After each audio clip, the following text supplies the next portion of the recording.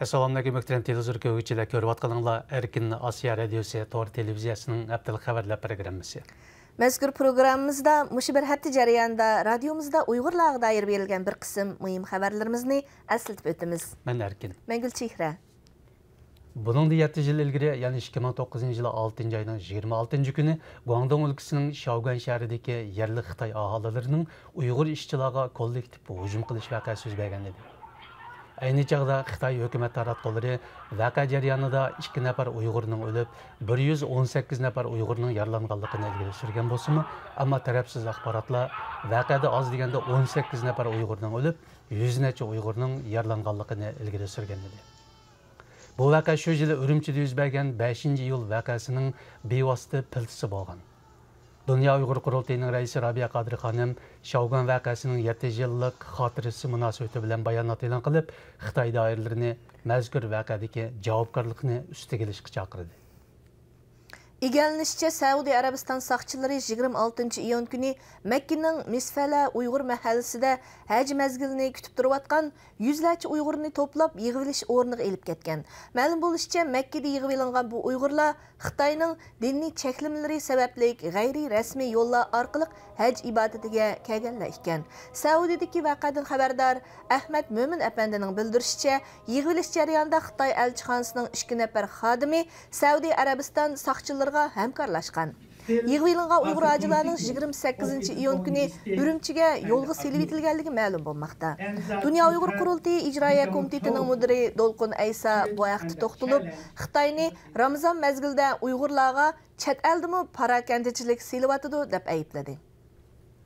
Maralbeshin nahiyyəsi Çonqurçaq yezisining sobiq yezilik partikum sekretari Davud Hashim o'tgan hafta radiomizning ziyoratini qabul qilib, Qashqa viloyatida bolalarning diniy ta'lim-tarbiya ilishining tamoman tugatilganligini bayon qilgan edi. U bugun yana Maralbeshin nahiyyəsida ilgari o'z oldiga haj qilib kelgan hojilarning saqchilar tarafidan yig'ilinib, qonun tuzum tarbiyasi ilib berilganligini, shundaqla Çonqurçaq yezisida Ramazon mezgilidami dehqonlarning osharni davomlashtirayotganligini bildirdi. Siyasi aktiv Davud Hashim ilgari Xitoyda atalmış mamlakatlik emgak namunachisi, jumgo'liqlarni ta'sirlantirgan 100 shaxsning biri, 17-navbatli Xitoy xalq mamlakatlik qurultayi vakili bo'lgan. Kompartiyaga sodiq shaxslarning biridir.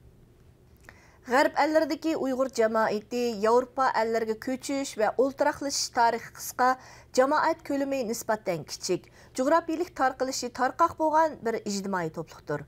Halbuki ular yaqinqi 10 necha yil mobaynida jafoliq izlanishlar va to'xtovsiz tirishchiliklar orqali o'zlari yerlashgan ikkinchi vatanda turli kasb sohalar bo'yicha ajoyib ta'sirli hikoyalarni maydonga keltirdi.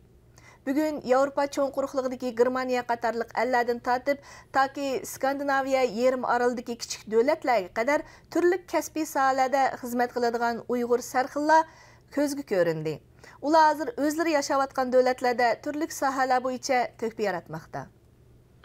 Egallanishicha, Pokiston Diniy ishlar ministrligi yaqinda Uyg'ur avtonom rayoniga bir diniy vakillar o'miga avatib, rayondagi musulmonlarning diniy e'tiqod erkinligi haqida tekshirish olib borganligini bildirgan. Ammo kuzatuvchilar Pokiston hukumatining Ramazon oyida Uyg'ur ilig'i tekshirish o'miga avatishining Xitoy tarafining taklifi bilan bo'lganligini ilgari surmoqda.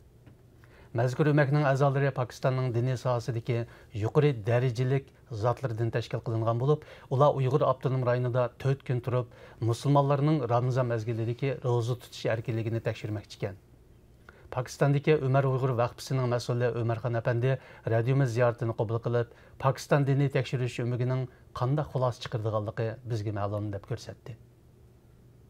28 iyun kuni kech soat 21dan 22 minut o'tganda Istanbuldagi Atatürk xalqaro aerodromida terrorlik hujumi yuz berib, 40 necha kishi hayotidan ayrilgan, 239 kishi yaralangan. Turkiya saqchi taraf oshkorlagan eng yangi ma'lumotlarga qaraganda, terrorlik hujumi elib borganlar O'zbekiston, Qirg'iziston va Rossiyaning Dag'iston rayonidan Suriyaga berib urushga qatnashganlar ekan. Hayotidan ayrilganlar orasida Abdulhakim Bug'da ismli bir Uyg'ur nomi borligi ma'lum. Marhum Abdulhakim Bug'daning yaqin tuqqanlarining bildirishicha, u Turkiya armiyasida vazifa o'tab qaytib kelganiga texi 4 oy bo'lgan ekan. Partlash yuz berganda u Atatürk aerodromidagi yuk elish o'rnida ishlayotgan ekan. Möhtərəm televizor köykçiler yuqorida Erkin Asiya Radiosu to'g'ri televiziyasining haftalik xabarlar programmasini ko'rdinglar. Kelar hafta görüşeyle. Xayr xo'sh. Xayr xoş.